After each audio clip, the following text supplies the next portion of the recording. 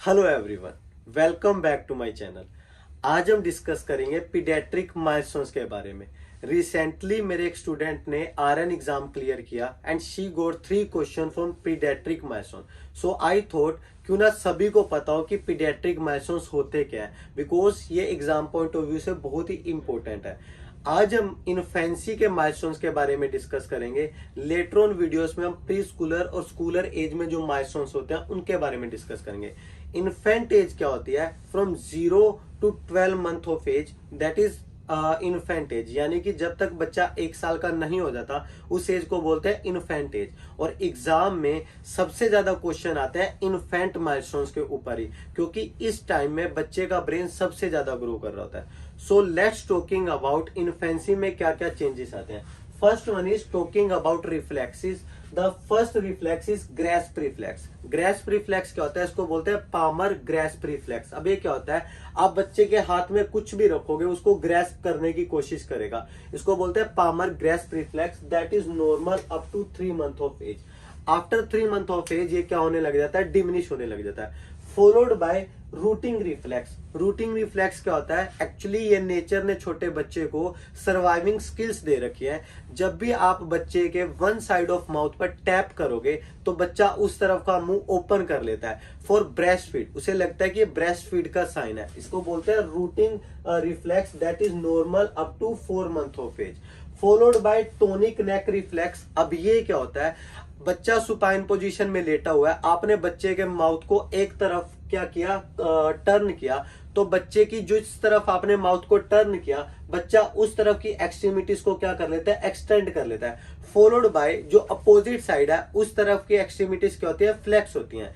यानी कि बच्चा सुपाइन पोजीशन में था, आपने किसी भी एक तरफ माउथ को टर्न किया, इस तरफ किया, तो बच्चा इस तरफ की एक्सट्रीमिटीज को एक्सटेंड करेगा और इस तरफ की एक्सट्रीमिटीज को क्या करेगा? फ्लेक्स करेगा। कुछ बच्चा इस तरह की पोजीशन में होता है, इसको बोलते हैं tonic neck reflex. That is normal up to 4 month। Last one, the most important is Babinski reflex. अब ये क्या होता है? जब भी आप छोटे बच्चे के पैर को, यानी कि 1 साल तक के बच्चे के पैर को स्टिमुलेट करोगे किसी भी शार्प ऑब्जेक्ट से, हम बेसिकली क्या करते हैं? जे बनाते हैं, उल्टा जे बनाते हैं हम बच्चे के पैर पर। अगर वो बच्चा 1 साल से पहले पहले तक है, दैट इज नॉर्मल, उसकी फिंगर क्या हो जाएंगी? फैन आउट हो जाएंगी। After 1 year of age finger fan out नहीं होते। बिबिंस्की रिफ्लेक्स क्या होता है? बच्चे के पैर पर उल्टा जे जब भी बनाते हैं हम, तो बच्चे की फिंगर क्या हो जाती है? फैन आउट हो जाती है। इसको बोलते हैं positive Babinski reflex. That is 100% normal. But अगर ये 1 साल तक के बाद वाले बच्चे में पाया जाए, ये कभी भी नॉर्मल नहीं है। It is a sign of बच्चे का ब्रेन डेवलप नहीं कर पा रहा। मस्ट नो रिफ्लेक्स है, एग्जाम में पूरे चांसेस है आ सकता है Babinski reflex. Followed by fontanelles की बात करें। फोंटेनल्स क्या होते हैं? छोटे बच्चे के जो फोंटेनल्स होते हैं ओपन होते हैं, जैसे जैसे वो बड़ा होता है वो स्टिफ हो जाते हैं, क्लोज हो जाते हैं। 2 तरह के फोंटेनल होते हैं। एंटीरियर फोंटेनल आगे की तरफ होता है, ये डायमंड शेप का होता है। पोस्टीरियर फोंटेनल पीछे की तरफ होता है, ये ट्रायंगल शेप का होता है। सो जो पोस्टीरियर फोंटेनल है वो जल्दी क्लोज हो जाता है। 2 to 3 month ऑफ एज में पोस्टीरियर फोंटेनल क्या हो जाता है? बंद हो जाता है। एंटीरियर फोंटेनल बाद में बंद होता है, कितनी एज में? 12 to 18 मंथ एज में ये क्लोज होता है। अब मैं इसको कैसे याद रखता हूं? P स्टैंड फॉर पहले, पोस्टीरियर पहले बंद होता है, A stand for after, anterior बाद में बंद होता है। पोस्टीरियर बंद होता है 2 से 3 मंथ ऑफ एज में, एंटीरियर बंद होता है 12 से 18 एज की मंथ की एज में। तो आपको कैसे पता होना चाहिए? P स्टैंड फॉर पहले, A stand for after. Followed by weight. The most important exam में you can not go to NCLEX exam अगर आपको बच्चे के वेट के बारे में नहीं पता। हम 3 तरह से वेट डिस्कस करेंगे। एट बर्थ कितना होता है, डबल कब होता है, ट्रिपल कब होता है। 100% चांसेस है आपको एग्जाम में यहां से क्वेश्चन है। जो एनक्लेक्स में छोटे बच्चे का नॉर्मल वेट है दैट इज 2.5 to 4 kg, ये बर्थ वेट होता है। फॉलोड बाय, आपको अगर आप एनक्लेक्स में अपियर हो रहे हो तो आपको ये भी पता होना चाहिए कि पौंड में कितना होता है, क्योंकि इन कंट्रीज में किलोग्राम में नहीं बच्चे का वेट करते, पौंड में करते हैं। सो किलोग्राम को पौंड में कन्वर्ट करने का फॉर्मूला होता है। फॉर एग्जांपल बच्चा 4 किलोग्राम का था, इसको कैसे पौंड में कन्वर्ट करोगे? मल्टीप्लाई विद 2.2, तो आपको जो आंसर आएगा दैट इज इन पौंड। ठीक है जी, वो पौंड में आ जाएगा। तो आपको नॉर्मल पता हो 2.5 kg से लेकर 4 kg नॉर्मल होता है। फॉलोड बाय दूसरा क्वेश्चन क्या आता है कि बच्चे का वेट डबल कब होता है? इसको लिख लेना। Baby's weight double at 6 month of age. 6 month में जो उसका बर्थ वेट था उससे डबल हो जाएगा। फॉर एग्जाम्पल 6 मंथ, बच्चा 4 किलो का पैदा हुआ था, 6 मंथ में कितना हो जाएगा? 8 किलो का। तीसरा क्वेश्चन क्या आता है कि ट्रिपल कब होता है? याद रखना, एट 12 मंथ ऑफ एज बच्चे का वेट ट्रिपल हो जाता है। अगर वो 4 किलो का पैदा हुआ था, 8 किलो 6 मंथ तक हो जाना चाहिए, 12 किलो कब हो जाना चाहिए हमारा? 12 मंथ तक, यानी कि ट्रिपल हो जाना चाहिए 1 साल तक। ठीक है जी। Next talking about chest circumference. याद रखना, जब बच्चे का बर्थ होता है, head circumference is larger than chest circumference. बच्चे का सिर भारी होता है as compare to chest. Followed by at 1 year of age, जब बच्चा इन्फेंसी की एज को क्रॉस करता है, head circumference is equal to chest circumference. अब जो चेस्ट है वो ग्रो करने लग जाती है। Followed by after 1 year of age, जो चेस्ट सर्कमफ्रेंस वो बड़ी होने लग जाती है as compare to head circumference. ये आपको पता हो कैसे कैसे हमारी जो सर्कमफ्रेंस है चेंज होती है। फॉलोड बाय, अब हम पहले माइलस्टोन की बात करेंगे, that is from 2 to 3 month of age. 2 से 3 मंथ के बच्चे में कौन कौन से माइलस्टोन होते हैं? First one is baby raise and hold head when in prone position. अगर आप बच्चे को चेस्ट के उस पर लेटा दोगे, यानी कि बच्चा प्रोन पोजीशन में है, baby can raise and hold head, वो अपने सिर को उठा लेता है जब भी वो प्रोन पोजीशन में होता है। ये 2 से 3 मंथ के बच्चे का रिफ्लेक्स है। नेक्स्ट वन, जो आपको 2 मोस्ट इंपोर्टेंट रिफ्लेक्स पता होने चाहिए इस एज में, that is 2 to 3 month of age baby should smile. अपने केयर गिवर या लव्ड वन को देखकर स्माइल करना चाहिए। अब मैं इसको कैसे याद रखता हूं? S for second, S for smile. Second month का बच्चा स्माइल करता है अपने केयर गिवर को देखकर। मस्ट नो थिंग, हर एक एज में 2 से 3 रिफ्लेक्सेस तो ऐसे होंगे जो सबसे इंपॉर्टेंट है। इस एज में पहला रिफ्लेक्स ही है। सेकंड मस्ट नो रिफ्लेक्स क्या है? Baby start kicking at the age of 2 month. मैं इसको कैसे याद रखता हूं? 2 लेग्स को किक करता है और 2 मंथ की एज में। ठीक है जी, 2 लेग्स एंड 2 मंथ। इसको कैसे याद रखता था? S for smile, S for second. You must know these 2 reflexes 2 से 3 मंथ की एज में। फॉलोड बाय कूइंग साउंड्स करता है, आवाजें निकालने लग जाता है कि ये भी 2 से 3 मंथ का बच्चा करने लग जाता है। Next talking about 4 to 5 month के बच्चे में कौन कौन से माइलस्टोन्स अचीव हो जाते हैं। इस एज में भी 2 से 3 माइलस्टोन ऐसे हैं जो कि मस्ट नो है, एग्जाम में पक्का पकाएंगे। द फर्स्ट वन जो कि आपको पता होना चाहिए, 4 to 5 month of baby begins to play, ये खेलना शुरू कर देते हैं। Followed by turns head to care giver voice, यानी कि अगर ये लेटे हुए हैं, जिस तरफ से केयर गिवर की आवाज आएगी उस तरफ क्या कर लेते हैं? अपने हेड को टर्न कर लेते हैं। Followed by the must know thing, head leads body when pull to sit. इसका मतलब क्या है? इनिशियली जब बच्चा 4 मंथ का नहीं था, वो सुपाइन पोजीशन में था, हमने बच्चे को सिर्फ हाथों से पकड़ के उठाया, उस कंडीशन में क्या होता? उसका सिर पीछे रहता, बॉडी आगे निकल जाती। क्यों? क्योंकि अभी उसकी नेक में इतनी स्ट्रेंथ नहीं आई कि जो हेड को कंट्रोल कर पाए। इस कंडीशन को क्या बोलते हैं? Head lag. Must know think है जो कि आपको पता होना चाहिए। 4 मंथ से पहले पहले हेड लैग होना बिल्कुल नॉर्मल है, बट जैसे ही बच्चा 4 मंथ में आएगा, अब उसकी नेक में इतनी स्ट्रेंथ आ गई कि वो हेड को कंट्रोल कर पाएगी। So after 4 month of age head lag क्या हो जाती है? डिमिनिश हो जाती है। अब जब भी बच्चे को आप पुल करोगे, उसका हेड बिल्कुल चेस्ट के साथ साथ आगे आएगा। 4 मंथ से पहले बच्चे में क्या था? Head lag was normal. After 4 month of age head lag is abnormal. अगर 4 मंथ के बाद भी बच्चे का सिर पीछे रह रहा है तो हमेशा HCP को रिपोर्ट करना है, डॉक्टर को रिपोर्ट करना है। पहली चीज जो आपको इस एज में पता होनी चाहिए कि हेड लैग क्या हो जाता है? खत्म हो जाता है। 4 महीने से पहले पहले head lag was normal. Followed by, उसके बाद बच्चा होल्ड ऑब्जेक्ट, टॉयज को पकड़ना शुरू कर देता है। Last one is the most important, यहां से एक क्वेश्चन आता है, turns from prone to supine position. Prone position क्या होती है? जो अपनी चेस्ट के सरफेस पर लेटा हुआ था, अब बच्चे में रिफ्लेक्स आ जाता है कि अगर वो प्रोन पोजीशन में है, वो सुपाइन में टर्न हो सकता है। यहां से क्वेश्चन आता है, बच्चे को बहुत ज्यादा चोट लगी हुई है, मदर रश करती हुई हॉस्पिटल में बच्चे को लेकर आई है। नर्स ने मदर से पूछा कि बच्चे को चोट कैसे लगी? बच्चा 3 मंथ का है। तो मदर ने बोला कि बच्चा ना लेटा हुआ था अपने चेस्ट के उस पर सरफेस के ऊपर, और वो टर्न हो गया और बेड से गिर गया।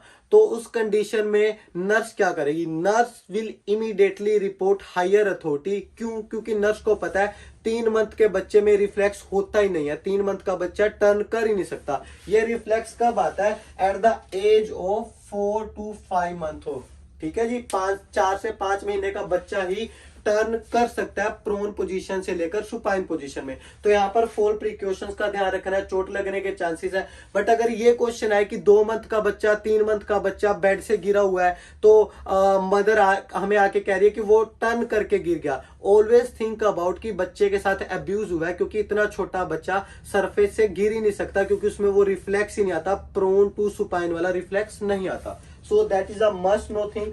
आपको इस एज में 2 चीजें पता होनी चाहिए, हेड लैग के बारे में और टर्न के बारे में। Followed by cry differently for different tones. बच्चे की पेन वाली टोन अलग होगी, बच्चे को जब भूखा है वो वाली टोन अलग होगी, तो अकॉर्डिंग टू नीड्स उसकी जो अब क्राई की टोन है वो भी चेंज हो जाएगी। Followed by important thing, baby start coping voices, वो मिमिक करने लग जाता है, वैसी आवाजें निकालने की कोशिश करता है जैसी वो सुनता है। नेक्स्ट एज ग्रुप जो कि है 6 month of age, that is the most important age group. यहाँ पर बहुत सारे क्वेश्चन आते हैं। फर्स्ट थिंग जो आपको पता होना चाहिए, जब बच्चा 6 महीने का हो जाता है, baby can sit with support, sport के साथ बैठ सकता है, विदाउट स्पोर्ट नहीं बैठ पाएगा, बट अगर उसको स्पोर्ट दी जाए बैठ सकता है। या फिर बेबी ट्राइपोडिक पोजीशन में बैठता है। ट्राइपोडिक पोजीशन मतलब आगे की तरफ झुक के हाथों का सहारा लगाकर, क्योंकि बच्चे के पास अभी इतनी स्ट्रेंथ नहीं है कि वो विदाउट स्पोर्ट बैठ सके। So baby can sit with sport, याद रखना, I am using the word with sport. Followed by the most important जो कि मैंने आपको बताया था, बर्थ वेट डबल। ये मैं यहां पर भी बात कर चुका हूं, 6 महीने के बच्चे का बर्थ वेट क्या हो जाता है? Double. Must know thing, 100% tested हो सकती है। सेकंड जो 100% टेस्टेड थिंग है, स्ट्रेंजर एंजाइटी यहां पर स्टार्ट हो जाती है। सो अगर क्वेश्चन आए कि स्ट्रेंजर एंजाइटी किस एज में स्टार्ट होती है, it start at the age of 6 month. अब बच्चे को पता लग जाएगा कि मेरे मदर फादर कौन से हैं। अगर वो मदर फादर के एक्सपोजर में नहीं आएगा तो बच्चा क्या बहुत जोर जोर से रोने लग जाएगा। बिफोर 6 मंथ ऑफ एज बच्चे को नहीं पता था कि मदर फादर कौन है या फिर कोई स्ट्रेंजर कौन है, अब उसे स्ट्रेंजर के बारे में पता लग जाएगा। So stranger anxiety start at 6 month, you must know. Followed by, जो स्ट्रेंजर एंजाइटी पीक करती है वो 12 से लेकर 18 मंथ में पीक करती है, और ये डिमिनिश होने लग जाती है after 3 year of age. So you must know stranger anxiety start कब होती है? At 6 month. Followed by baby use forearm to push up from prone position. अगर वो प्रोन पोजीशन में लेटा हुआ है तो अपने हाथों का जोर लगा के खड़ा होने की कोशिश करेगा, 6 month of age. Next most important thing जो आपको पता होनी चाहिए, turn from supine to position. 4 से 5 मंथ का एज का बच्चा क्या कर रहा था? प्रोन पोजीशन से सुपाइन में टर्न करता था। अब ये बच्चा क्या कर रहा है? 6 महीने का बच्चा अब ये सुपाइन से प्रोन में भी टर्न कर सकता है, यानी कि दोनों तरफ अब टर्न करने लग जाएगा बच्चा जब तक वो 6 मंथ में आएगा। Last again very important, use monosyllable words. Monosyllable मतलब सिंगल सिंगल वर्ड को यूज करने लग जाएगा। कैसे? मम्मा, डैडा, इन वर्ड का यूज करने लग जाएगा। अगर बच्चा 9 मंथ तक मोनोसिलेबल वर्ड को यूज ना कर पाए, स्टार्ट हो जाने चाहिए वैसे 6 मंथ तक, बट अगर 9 मंथ तक ना कर पाए, ऑलवेज रिपोर्ट एससीपी, माइलस्टोन्स बहुत ज्यादा डिले हो चुके हैं। So that is the thing जो कि आपको 6 मंथ के साथ पता होना चाहिए। Next one is 8 to 9 month of age का जो बेबी है उसमें क्या क्या माइलस्टोन्स होते हैं। First one is can sit without support. 6 महीने का बच्चा सपोर्ट के साथ बैठता था, 8 से 9 महीने का बच्चा विदाउट सपोर्ट बैठ सकता है। मोस्ट इंपोर्टेंटली जो आपको पता होना चाहिए, कैन पुल सेल्फ अप, यानी कि अब चीजों को पकड़ के वो खड़ा हो सकता है। इट इज अ एज, इस एज ग्रुप में आपको क्या करना होता है, जो बच्चे के झूला होता है उस पर अगर कुछ लटका हुआ है उसे उतारना होता है। क्यों? क्योंकि बच्चे की अब टेंडेंसी है कि उसको पकड़ के खड़ा होगा और वो बच्चे के गले के चारों तरफ लटक सकते हैं। So you must know in this age जो स्ट्रिंग्स होते हैं बच्चे के झूले के आसपास वो उतर जाने चाहिए, ये भी क्वेश्चन आता है। Followed by transfer object from one hand to another hand. अब बच्चा क्या करेगा? ऑब्जेक्ट्स को, छोटे ऑब्जेक्ट्स को ट्रांसफर करने लग जाएगा। Report if no monosyllabic word till 9 month of age. आपा को रिपोर्ट करना है। आई टोल्ड यू कि 6 मंथ में बच्चा मम्मा डैडा बोलना शुरू कर देगा। अगर वो 9 मंथ तक ना कर पे, we have to report SCP. These are the These are the 8 to 9 month of age reflexes. Now talking about the most important part of this lecture is 10 to 12 month of age. सबसे पहले मैं आपको 10 month के बारे में बताऊंगा, followed by specifically जो 12 month के एज ग्रुप में चेंजेस आते हैं वो बताऊंगा. So first one is 10 month के एज के बच्चे में पिंसर रिफ्लेक्स डेवलप हो जाता है. पिंसर रिफ्लेक्स क्या होता है? किसी चीज को पकड़ना. अब ये बच्चे अपने हाथों के साथ, उंगलियों के साथ किसी चीज को पकड़ने लग जाएंगे. बट यहां पर मैंने क्या लिखा है? Note clean one.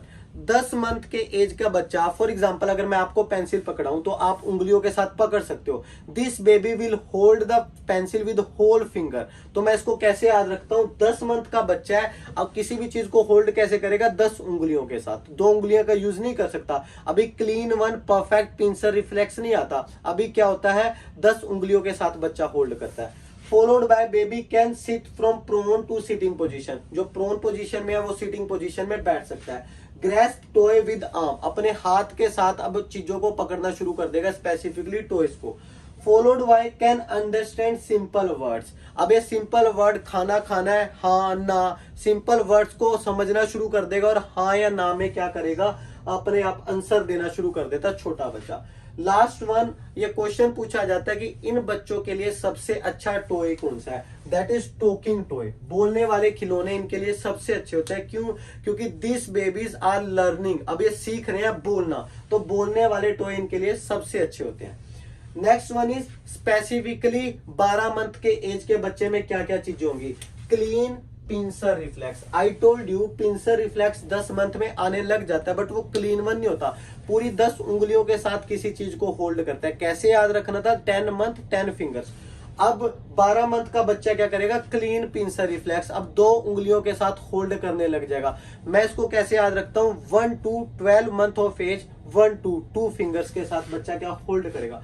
Followed by can walk. This baby can walk by holding hand. अगर इनको कोई हाथ पकड़ के चलाए, they can walk and they can upstair. ये क्रोल कर सकते हैं, क्रोल कर करके अपस्टेयर जा सकते हैं. याद रखना यहां पर मैंने वर्ड यूज किया अपस्टेयर, नॉट डाउनस्टेयर. ये क्रोल करके डाउनस्टेयर नहीं आ सकते, गिरने के चांसेस हैं, बट ये अपस्टेयर जा सकते हैं.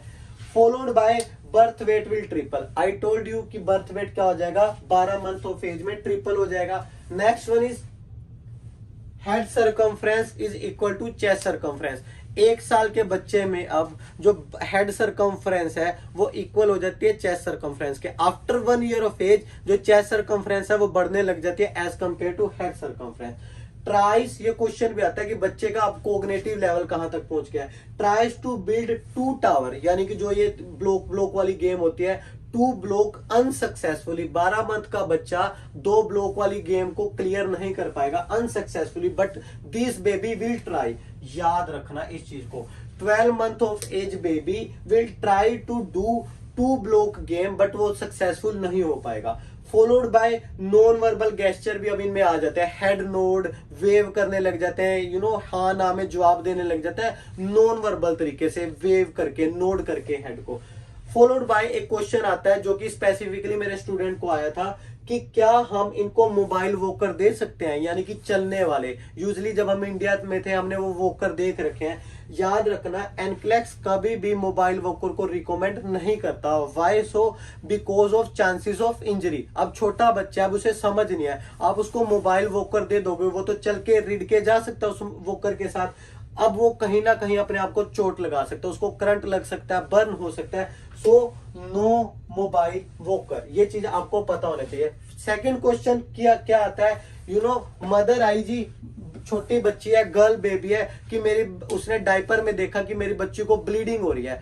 अब नर्स क्या करेगी? Nurse will just monitor the colour and consistency frequency of the blood. उसको हम सूडो मेंस्ट्रुएशन बोलते हैं. Pseudo menstruation can be normal. 1 साल तक के बच्चे में अगर ऐसा कुछ हो रहा है, ब्लड आ रहा है उसके रिप्रोडक्टिव ऑर्गन्स के, that could be normal because of जब बच्चा वूम में था हार्मोनल चेंजेस की वजह से बच्चे में भी वो हार्मोन्स आ चुके हैं, तो ये चेंजेस हो सकते हैं, ये नॉर्मल है. तो मदर क्या करेगी, नर्स क्या करेगी? जस्ट अपनी फ्रीक्वेंसी कंसिस्टेंसी को मॉनिटर करेगी. Followed by what are the foods. कौन कौन से फूड्स आप दे सकते हैं? याद रखना 6 मंथ तक हम एक्सक्लूसिव ब्रेस्ट फीड करवाते हैं. No cow milk, no honey, no water, no introduction of any other food. जब तक बच्चा नॉर्मल है, माँ नॉर्मल है, कोई डिसीज कंडीशन नहीं है, only breast milk. Followed by 6 month के बाद हम कुछ कुछ फूड इंट्रोड्यूस करने लग जाते हैं, स्पेशली कुछ ऐसे फूड जो कि मोस्ट एलर्जिक फूड है। क्लासिकली अपना फिश हो गया, एग हो गया, ऐसी चीजें हम इंट्रोड्यूस करने लग जाते हैं स्मॉल अमाउंट में आफ्टर 6 मंथ ऑफ एज। क्यों? क्योंकि ऐसा माना जाता है कि अगर बच्चे को इससे एलर्जी हुई और हमने 1-1.5 साल तक ये फूड इंट्रोड्यूस ना किया तो एलर्जी और ज्यादा बढ़ जाएगी। सो जितनी जल्दी हो सके हम इन फूड्स को इंट्रोड्यूस करते हैं। फॉलोड बाय कोई काउ मिल्क नहीं देना। Last thing, home should be lead free. अब यहाँ पर क्वेश्चन आता है कि क्या आप एजुकेशन देंगे न्यू बोर्न बच्चे को कि अगर उनके घर में लेड वाला पेंट हुआ है, दैट शुड बी चेंज, वो चेंज हो जाना चाहिए, because lead can lead to neurological impairment. बच्चे का जो ब्रेन है डेवलप नहीं होने देगा अगर वो लेड के बहुत ज्यादा एक्सपोजर में आया। सो मेक श्योर करना पेंट जो होम का है that should be lead free. Last thing, at 3 to 4 month it's normal to cry 1 to 3 hours। कई बार मदर ये स्टेटमेंट लेकर आती है कि मेरा बच्चा बहुत ज्यादा रोता है। तो अगर हम बच्चे से टाइम पीरियड पूछेंगे मदर से, अगर मदर कहती है कि 1 से 3 घंटे के बीच बीच में बच्चा बहुत ज्यादा रोता है, तो मदर को बोलेंगे 3 मंथ या 4 मंथ तक के बच्चे में 1 से 3 घंटे रोना एक दिन में नॉर्मल होता है। There is no need to worry. So these are the thing जो कि आपको पता होनी चाहिए थे एग्जाम पॉइंट ऑफ व्यू में। मस्ट नो टॉपिक है क्योंकि एग्जाम से क्वेश्चन आते हैं इस टॉपिक के ऊपर। सो मेक श्योर करना आप इस वीडियो को बार बार देखना, notes banana, and like share and subscribe with दो स्टूडेंट जो कि अभी एनक्लेक्स की प्रिपरेशन कर रहे हैं। मैं आपके लिए ऐसी वीडियोस लाता रहूंगा। Thank you.